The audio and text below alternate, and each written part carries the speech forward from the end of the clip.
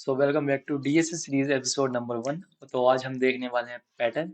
तो आज जो हम पैटर्न देखेंगे वो हमारा राइट एंगल पैटर्न होगा। तो इस पैटर्न में होता क्या है, सिंपली हमारे पास कुछ एक शेप दी रहती है, कुछ इसमें कुछ हमारे कैरेक्टर होते हैं। वो कैरेक्टर इस शेप में होते हैं कि वो एक राइट एंगल ट्रायंगल फॉर्म कर रहे होते हैं। तो जैसे हम ये देखेंगे, ये वाला ट्रायंगल, तो इसमें हमारी जो लेंथ है, जो हाइट है ट्रायंगल की, वो 4 है क्योंकि इसमें 4 रो है। अब हमें इसमें ये नोटिस करना है, जो हमारी पहला रो है उसमें कितने कैरेक्टर है, उसमें एक है। जो हमारी दूसरी रो है उसमें कितने हैं, उसमें 2 कैरेक्टर है। और जो हमारी तीसरी रो है उसमें कितने कैरेक्टर हैं, उसमें 3 कैरेक्टर है। और जो हमारा चौथी रो है उसमें हमारे 4 कैरेक्टर हैं। तो हम भी सिंपली क्या करना है, जब हमारी रो 1 हो तो उसमें हमें एक कैरेक्टर को प्रिंट करना है, जब हमारी रो 2 हो तो उसमें हमें 2 को प्रिंट करना है, और जब हमारी रो 3 हो तो उसमें हमें 3 कैरेक्टर प्रिंट करने हैं, और जब हमारी रो 4 हो तो हमें 4 करना है। और ये कब तक चलेगा, जब तक हमारी रो n नहीं हो जाती, मतलब n तक चलना है। और आखिरी n वाली रो में हमें n कैरेक्टर प्रिंट करने हैं, ठीक है। तो इसे हम देखते हैं कैसे करना है। तो उसके लिए हम अपने VS कोड को खोल लेते हैं। तो उसमें हम अपना कोड लिखते हैं, हम C++ में लिखेंगे। तो सिंपली इसे लिखना शुरू करते हैं। तो हम इसे फंक्शन के शुरू करते हैं, क्योंकि फंक्शन जो होता है हमारे काम को आसान कर देता है, बार बार नहीं लिखना पड़ता। तो हम एक फंक्शन लिखते हैं, इन टाइप का लिखते हैं, जिसमें हम प्रिंट करेंगे राइट एंगल। जिसमें हम राइट एंगल प्रिंट करेंगे और उसमें एक लेंथ लेंगे, जो हाइट होगी हमारे, हाइट ले लेते हैं, जो हाइट होगी हमारे ट्रायंगल की, ठीक है। और ये हमें रिटर्न कुछ नहीं करेगा, क्योंकि हम इसमें बस प्रिंट करेंगे।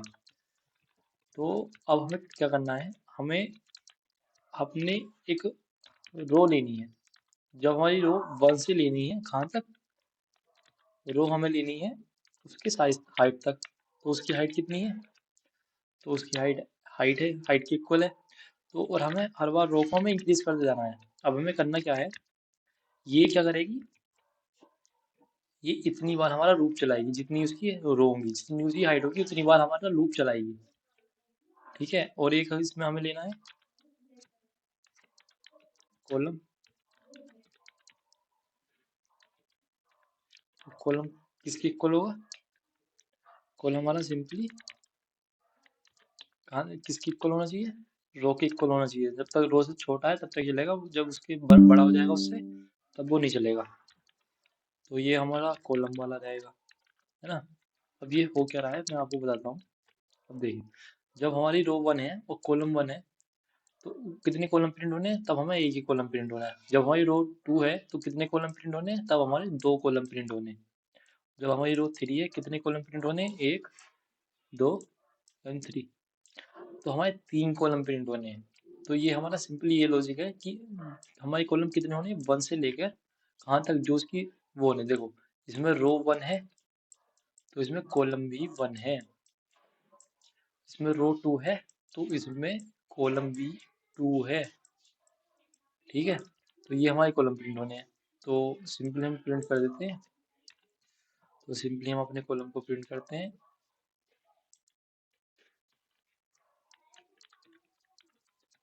कॉलम में हम कुछ भी प्रिंट कर देते हैं। सपोज हम स्टार का पैटर्न प्रिंट कर रहे हैं, एंड देन हम एक, जब हमारा पूरा कॉलम प्रिंट हो जाए, जब हमारा पूरा एक कॉलम मतलब एक पूरी रो प्रिंट हो जाए, उसके बाद हमें क्या करना है, इस रो के अंदर ये पूरे कॉलम वाला कोड चलेगा, ठीक है। कॉलम वाला लूप चलेगा, और जब ये पूरा लूप खत्म हो जाए तो हमें नेक्स्ट लाइन पे जंप करना है। उसके लिए हमें करना पड़ेगा, उसके लिए हमें स्लैश, उसके लिए हमें स्लैश एन प्रिंट करना पड़ेगा।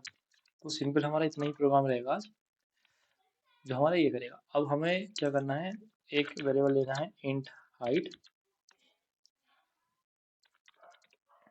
और हमें इसे इनपुट लेना है यूजर से, कि वो तो कितना भी हाइट दे सकता है। तो हम सिंपल हाइट ले लेते हैं, एंड देन अपना फंक्शन कॉल करते हैं जिसका नाम था राइट एंगल, और उसमें हाइट को पास कर देते हैं। तो ये हमारा आज का पहला पैटर्न का प्रोग्राम है। तो इसे हम जब रन करते हैं, तो सपोज हम इसकी हाइट 5 देते हैं, एंड इसे रन करके देखते हैं। तो ये देखो 5 हाइट का प्रिंट हो गया है। अब इसमें हम कुछ चेंज करते हैं। देखो, अब हम अगर ऐसा करना चाहें कि जब, अगर हम ऐसा करना चाहें कि जब रो 1 हो तो ये प्रिंट हो, जब रो 2 है तो 2 2 प्रिंट हो, जब रो 3 हो तो 3 3 3 प्रिंट हो। ऐसा कुछ पैटर्न प्रिंट करना है हमें। तो क्या हो, जब रो n हो तो n n n up to n print हो। अगर हमें ऐसा पैटर्न प्रिंट करना है तो हमें क्या देखना है, ये 1 2 3 किसके इक्वल है, हमारे रो नंबर के इक्वल है।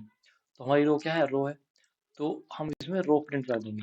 ठीक है, और हम इसे रन करके देखें तो 1 2 2 3 3 3 4 4 4 5 5 5 प्रिंट हो रहा है।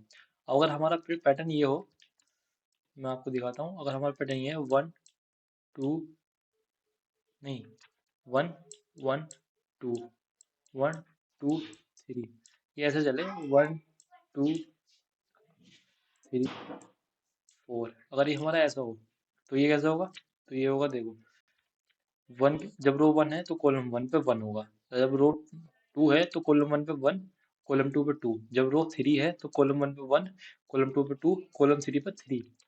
तो इसके लिए हमें यहाँ पे क्या प्रिंट करना पड़ेगा, ये हमारे कॉलम के नंबर है, तो यहाँ पे सिंपल कॉलम प्रिंट करना पड़ेगा। तो अब हम इस पे कॉलम प्रिंट करते हैं तो देखते हैं, तो 1 1 2 1 2 3 1 2 3 4 1 2 3 4 5, तो ये आ रहा है। ठीक है, तो सिंपल ये हो गया है। अब हम इसमें एक पैटर्न और देखते हैं, वो थोड़ा हार्ड रहेगा, मैं आपको दिखाता हूँ।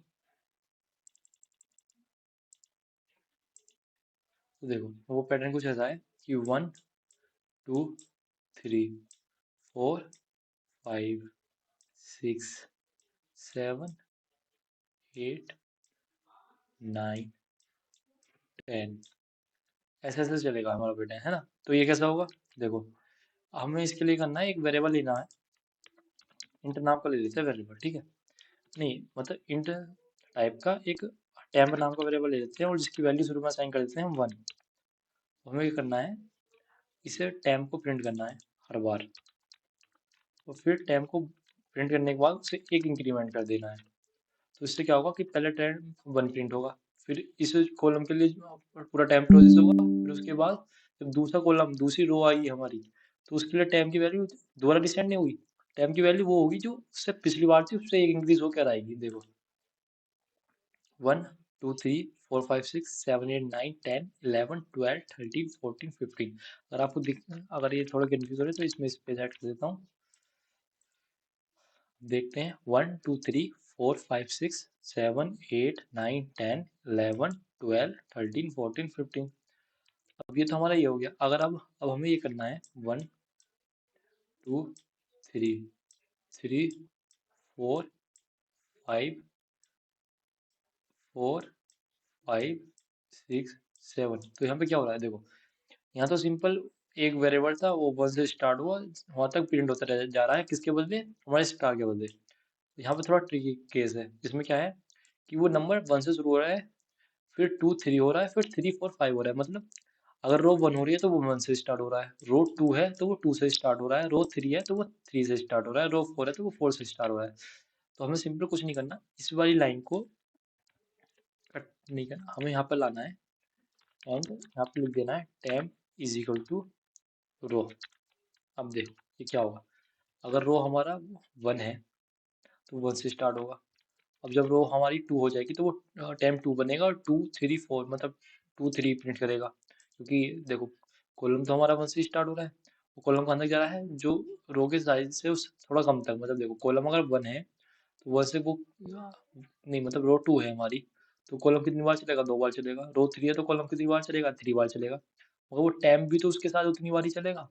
तो अगर कॉलम 2 है, मतलब रो 2 है हमारी, तो वो 2 बार चलेगा कॉलम, है ना। देखो हमारी रो 2 है तो कॉलम हमारा जब 2 बार चलेगा, तो उसमें अगर टाइम की वैल्यू 2 है तो वो 2 होगी फिर 3 होगी, तो वो 2 बार ही तो एक बार ही तो इंक्रीमेंट होगी। तो अब हम इसे रन करके देखते हैं, तो जैसा हमें आउटपुट चाहिए वैसा आ जाएगा। देखो 1 आ जाएगा, 2 3 3 4 5 4 5 6 7 5 6 7 8 9। तो ये हमारे जो राइट एंगल पैटर्न थे ये हमारे पूरे हो गए, मतलब जो हमारे इस डायरेक्शन वाले थे। अब इसके बाद हमारे कुछ पैटर्न बचते हैं, वो इस डायरेक्शन वाले होते हैं, इसमें कुछ नहीं करना रहता, बस हमें जो हमने पूरा प्रोसेस चलाया ना, ये देखो 1 से लेके हाइट तक, अगर हम इसे हाइट से लेकर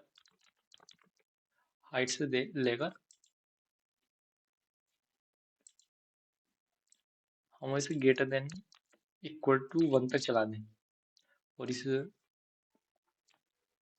तो देखो ये चेंज हो जाएगा इसका।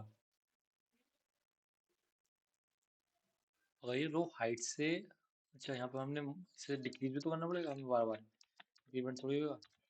तो अब इसे हम चला कर देखेंगे। तो सिंपली देखो जो पैटर्न वो हमारा आ रहा था वो उससे उल्टा आने लग गया, है ना। मतलब जो आ रहा था वो उल्टा होने लग गया, मतलब केस हमारे उल्टे हो गए, रिवर्स हो गए। अब यही सारे जो हमने अभी तक पैटर्न बनाए हैं, अब आप ट्राई करना इसे रिवर्स डायरेक्शन में। मतलब हमने तो इस वाली शेप में देखे हैं, आपको देखने हैं इस वाली शेप में। बाकी के जो पैटर्न होंगे वो हम अगली वीडियो में देखेंगे। तब तक के लिए गुड बाय।